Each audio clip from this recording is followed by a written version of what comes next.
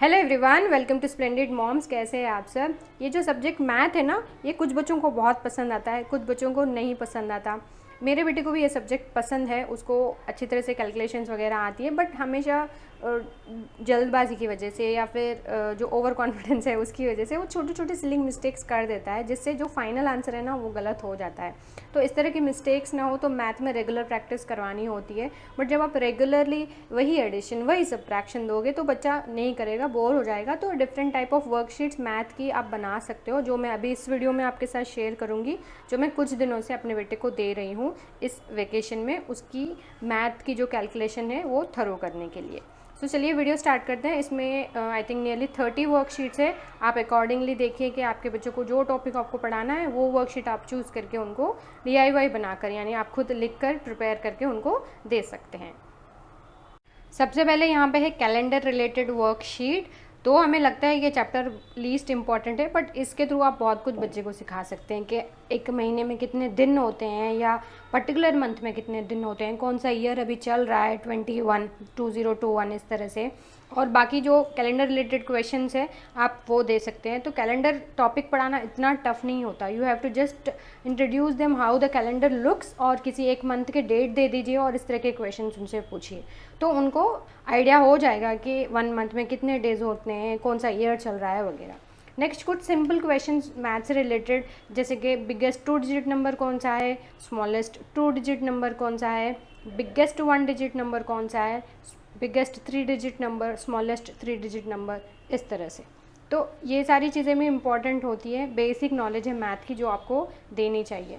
Next है इसके बाद फ्रैक्शन रिलेटेड टॉपिक। ये भी एक फ़न टॉपिक है जो बच्चे करना बहुत पसंद करते हैं, तो इसको भी टाइम टू टाइम रिवाइज़ करिए। Though it is very easy but you have to revise it. See fraction, कितने फ्रैक्शंस इसके अंदर कलर्ड हैं, इसको लिखते कैसे हैं। एक अपर पार्ट होता है, एक लोअर पार्ट होता है। लोअर पार्ट में जो टोटल नंबर ऑफ पार्ट्स है वो लिखते हैं, जैसे कि 1 2, इसमें 2 पार्ट्स हैं तो 2 नंबर नीचे आएगा, जितने कलर्ड है वो नंबर ऊपर आएगा 1। यहाँ पे अगर आप देखो तो इसमें 8 पार्ट्स है, 1 2 3 4 5 6 7 8, और इसमें कितने कलर्ड हैं 3। तो यहाँ पे हम फ्रैक्शन दे रहे हैं, बच्चे को कलर करने के लिए कहेंगे, और फर्दर है आप कलर करिए और बच्चे को फ्रैक्शन लिखने के लिए कहिए।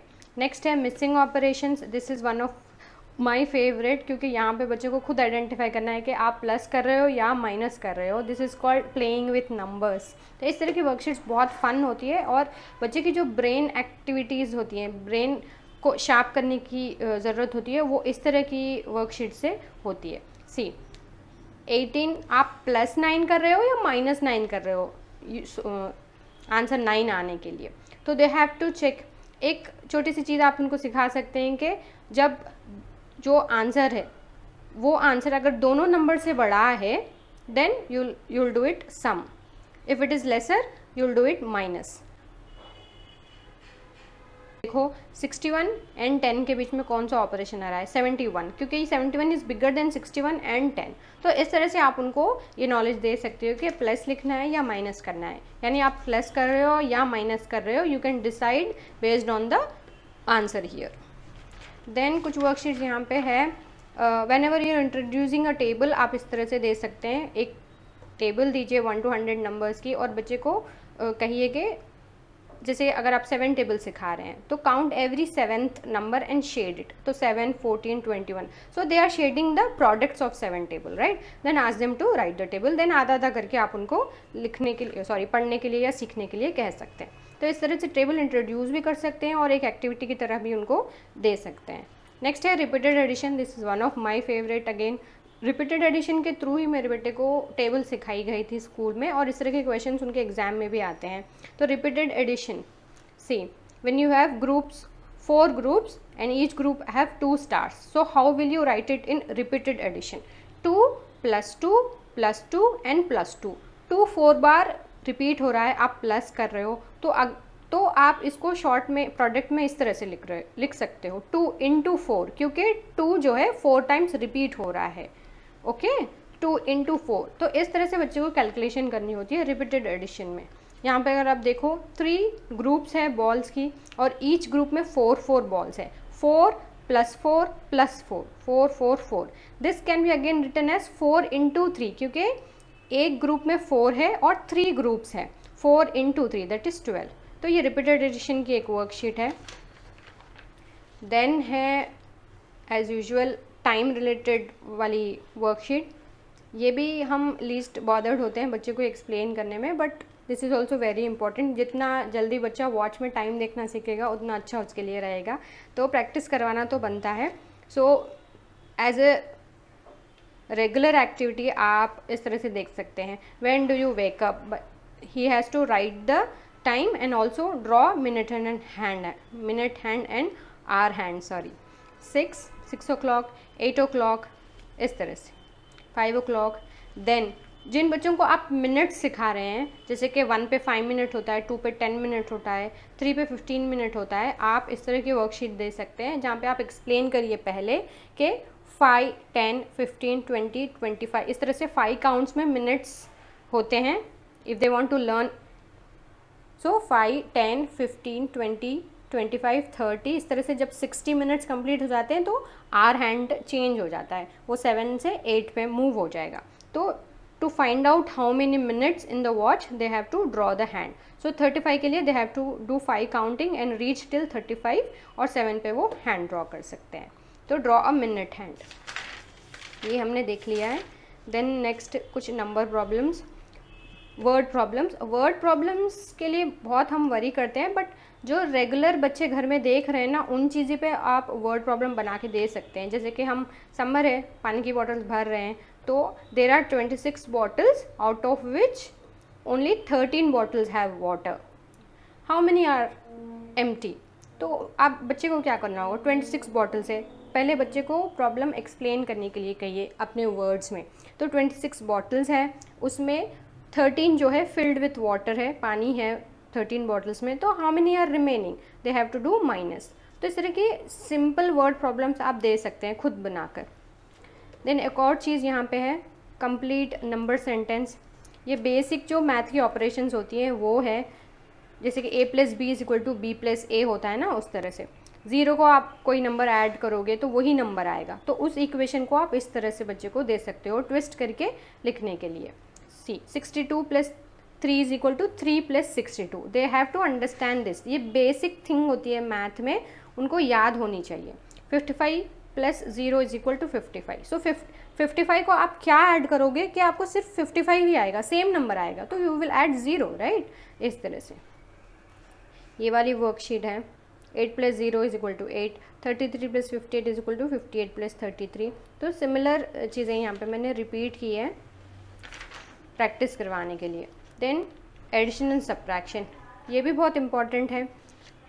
+1 +2 करना किसी भी नंबर को, वो आना चाहिए बच्चे को, यानी बच्चे को फिंगर्स पे काउंट करने की ज़रूरत नहीं होगी जब वो एडिशन कर रहे होंगे। तो दे हैव टू नो कि 3 + 1 4 होता है, 4 + 1 5 होता है, 6 + 1 7 होता है। तो ये बच्चे को ओरली आनी चाहिए। तो इस तरह की चीज़ें आप रेगुलरली प्रैक्टिस करवा सकते हैं। 3 + 1 = 4, 2 + 0 = 2, 10 + 1 = 11।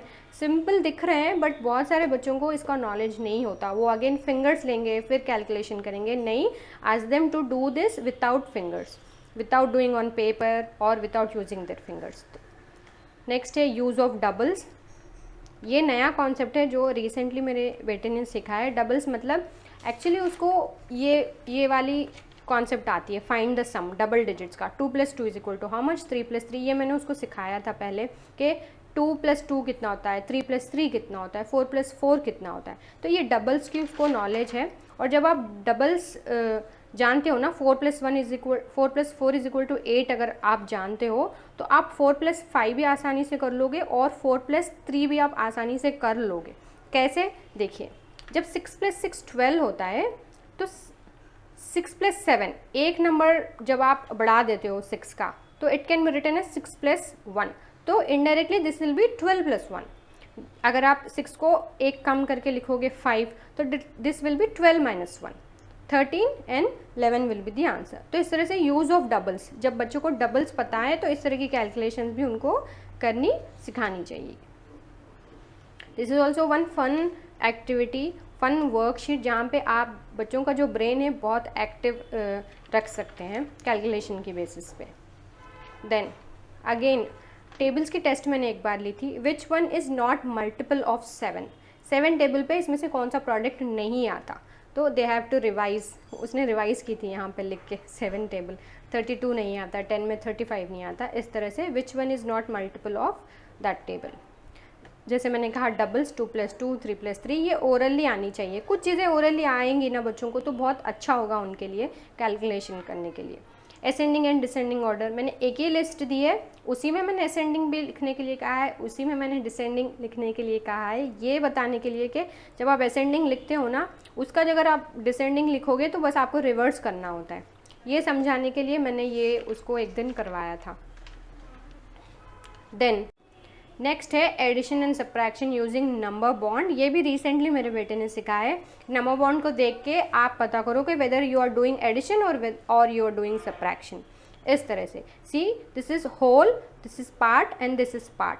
तो जब एक पार्ट मिसिंग हो आपको माइनस करना होता है 18 - 7।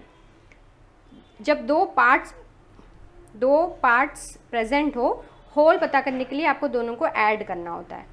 Though he has written minus here, I think he has done addition only. 6 + 7 = 13. तो this has to be addition. See, यही सिली मिस्टेक्स होते हैं जो बच्चे करते हैं, मतलब ब्रेन में कुछ चल रहा होता है, लिखना कुछ होता है, अपने हाथ से कुछ और लिखते हैं इस तरह से। सो ये है addition and subtraction using number bond. 9 - 5 will be 4, 4 + 3 will be 7। तो ये भी एक तरह की कैलकुलेशन है जो आप बच्चे को सिखा सकते हैं। Next, find whether the some is even और ऑड। तो पहले एडिशन करो, देन आंसर यहाँ पे लिखना है, देन आंसर ऑड है या इवन है वो डिसाइड करके यहाँ पे लिखना होगा। तो ऑड एंड इवन कैसे डिसाइड करते हैं? You have to look at the digit in the ones place, 7 whether it is odd और इवन, उसके बेसिस पे डिसाइड करना होता है। 5 2 2 5, तो इस तरह से लास्ट डिजिट को देख के डिसाइड करना होता है वेदर इट इज़ ऑड और even. Right even numbers below 10, right odd numbers below 10। ये तो ओरली बाय हार्ट होनी चाहिए, बच्चे को पता होनी चाहिए। Next, face value and place value, ये भी एक इम्पॉर्टेंट कॉन्सेप्ट है। Face value of the underline number, face value is the number itself, place value जो है वो हंड्रेड्स या टेंस में होती है। सी 3, face value of 3 is 3 itself, और प्लेस वैल्यू है वो है टेंस प्लेस में, तो 3 10s विल बी 30। 4 की जो फेस वैल्यू है वो 4 ही होगी, बट प्लेस वैल्यू जो है वो क्योंकि ये हंड्रेड्स प्लेस में है, this will be 4 × hundreds will be 400। तो इस तरह से face value and place value. So what comes before after between, तो रेगुलर चीज़ है बिफोर आफ्टर बिटवीन, बट इस तरह से जब आप देंगे ना तो बच्चे का दिमाग थोड़ा सा दौड़ेगा। 98 इज़ बिफोर 99। जब आप आगे पीछे डैशेस देते हो ना तो बच्चा लिख लेता है, बट जब आप इस तरह से सेंटेंस में वर्ड्स में देते हो तो उनको सोच के करना होता है। Okay, then again story problems. There are 8 groups of 3 cherries. How many cherries are there in all? Groups में 1 2 3 4 5 6 7 8 ग्रुप्स हैं और हर ग्रुप में 3 चेरीज हैं। 3 × 8 will be 24। तो इस तरह से ये मल्टीप्लिकेशन रिलेटेड वर्ड प्रॉब्लम्स है यहाँ पर। Table puzzle, this is one of my favourite too. इसको आई थिंक मैं बहुत पहले से मेरे बेटे को देती हूँ करने के लिए। सिंपल सी पजल्स इस तरह के आप बना के दे सकते हैं उनकी टेबल नॉलेज चेक करने के लिए कि वो प्रोडक्ट्स वगैरह करेक्ट लिख रहे हैं या नहीं। तो this is one of my favourite to.